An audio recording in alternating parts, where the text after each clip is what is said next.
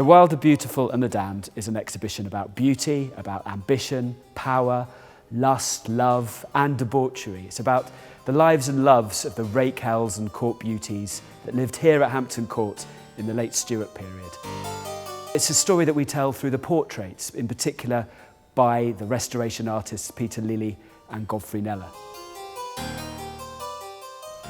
When Charles II comes back to the throne in 1660, he brings with him from continental exile a taste for Baroque extravagance and for all things beautiful, beautiful art and beautiful women.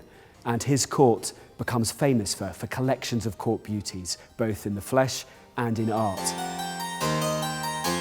If you were lucky enough to be beautiful, this was an age where you could use your beauty to acquire a generous lover, a good husband, but also access to wealth and influence at court. But there was a risk attached. This was still a deeply misogynistic culture in many ways, and your whole life as a woman was circumscribed by the fact that you were, by definition, inferior to men. And if you pushed the envelope of acceptable behaviour too far, you risked ruining your reputation and being called a whore. All the portraits from this period have messages. Beauty was a virtue in this period. It's connected on the outside to your inner virtue. So Elizabeth Hamilton, for example, a famous court beauty, has herself painted as St. Catherine. St. Catherine is the bride of Christ, famous for her virtue, her piety, her chastity. So Elizabeth in this portrait is saying that she has those virtues too. But these portraits could also be examples of beauty as ambition. Barbara Villiers had herself portrayed as St. Agnes, the patron saint of virgins. This is despite her long career as royal mistress. She also portrayed herself as blasphemously as the Madonna, with the illegitimate child of the king in the portrait too. Now this is her saying, I guess, that she isn't the royal mistress or simply the royal whore as she was called, but actually looking after the divine succession of a semi-divine monarch. Ultimately, most aristocrats were constrained still within what was allowed in portraiture.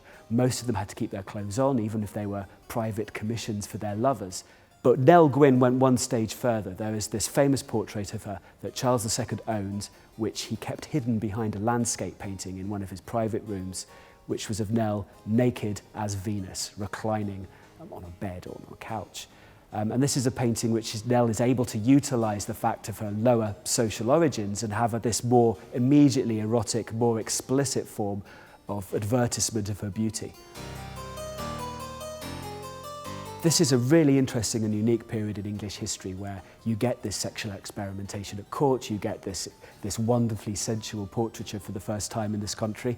And it's important because it dies out after the late Stuart monarchs have gone in 1714, and there are still mistresses to be taken and politicians to be bribed, but not with the same panache as people like Charles II endeavoured to command. And it will be a couple of hundred years before you get the same lascivious freedoms celebrated in a wide way outside and inside court.